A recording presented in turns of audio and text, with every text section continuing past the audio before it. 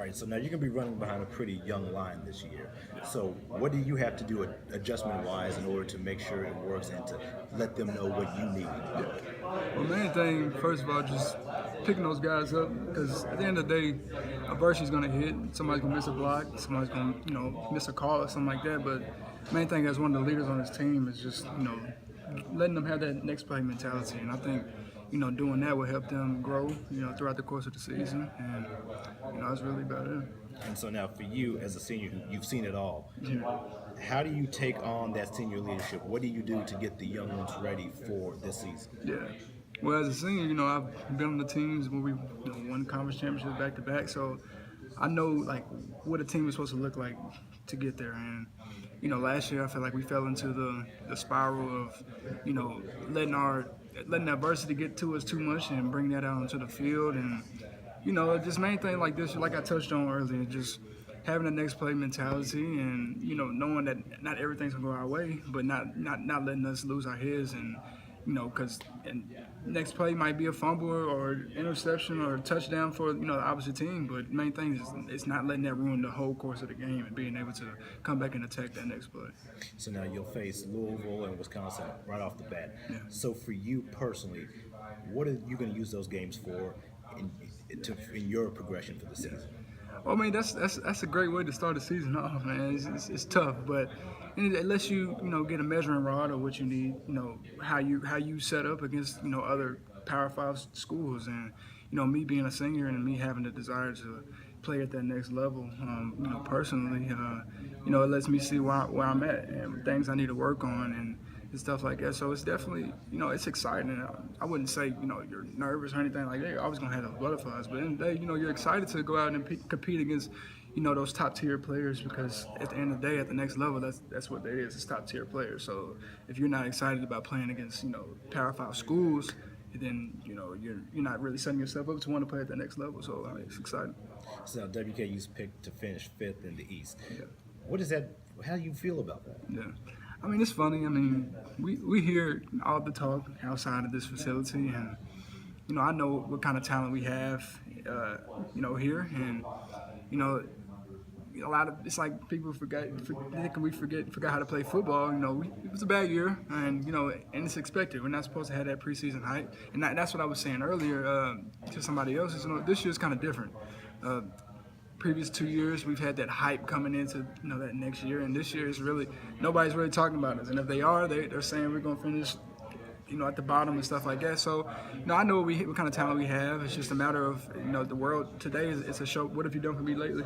And we didn't really show a lot last year, and so it's just the course of re-implementing ourselves and showing this conference that we're still here. And I'm excited, man, just to get back out there and getting that bad taste out of my mouth. So now, what is the identity of this team? What do you think it'll be? Yeah.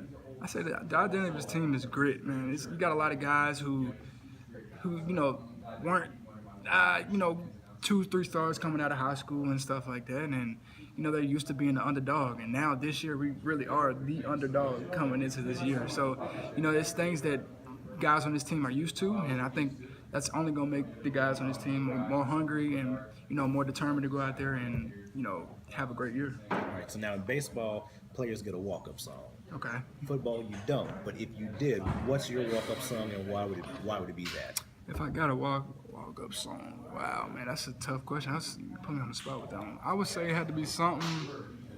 It had to be some Lil Boosie. I don't know exactly what. That's my favorite rapper. I don't know exactly what. There's so many things. I say My Struggle by Lil Boosie. Just throw it out there. Yeah. All right, so you touched on the preseason hype, and that's something you tweeted about as well. You said preseason hype, just straight action. Yeah. So how are you treating just yourself? How are you treating this campaign compared to previous seasons? Yeah. Wow. When I said to him, it's different from the other years. It's different for myself personally too. Coming after freshman year, having that good freshman year, then then coming out having a preseason Doak Walker, past 2 years, and this year it's nothing. It's just tumbleweeds going. It's different, but it's also humbling. It's humbling because, it's just a chance for me to really, re-implement myself and, to this conference and to the eyes of, the country, period. Let them know that I still know how to play ball and I can go out there and do what I know how to do. So, it's humbling. I think that it's a lot of people ask me, do I feel like I'm where I thought I would be? And my answer to that is just I'm where I need to be. You know, coming out the past 2 years, it's been rough, honestly. You know, the season-ending injury, and then the productivity that us as a unit had. It's not something that you want to talk about every day, but you know, I'm excited to get back out there and you know just refocus and ready to get going. So heading into this season, the run game has, you know, the depth and the experience between you, Craig, Moses. Yeah. Can you talk about what each of you bring individually? Yeah. I think we bring two different things. I mean, me and Trig probably, you know, go off each other as far as just being a downhill back and having physicality. And then when you talk about Jakari, you know, just explosive and being able to, you know, do the screens and catch out the backfield and stuff like that. Then also, you know, Joshua Samuels, who, you know, a lot of people probably don't know about yet, but after this year, I know, you know, that people are going to know about Joshua Samuels. You know, he brings about the same thing. It's just physicality and also be able to catch out the backfield and, you know, get into the edge and that home run ability. So, you know, it's frustrating. You know, last year was frustrating because I knew what kind of core we had in that, you know, running back room, and not being able to show it on the field. It's like, man, you know, you scratch your head because you look around. It's like, man, we have, you know, capable guys. And I don't even want to say capable because capable sounds like, you know, average guys who just get the job done. But we have a lot of talent in that room, and I'm ready to get that bad taste of our mouth, man. And I'm excited. All right, so with Madden 19 coming out. Yeah, I'm excited for that too. So I'm going to give you some categories and you rate yourself out of 100. All right. Awareness. Oh, man.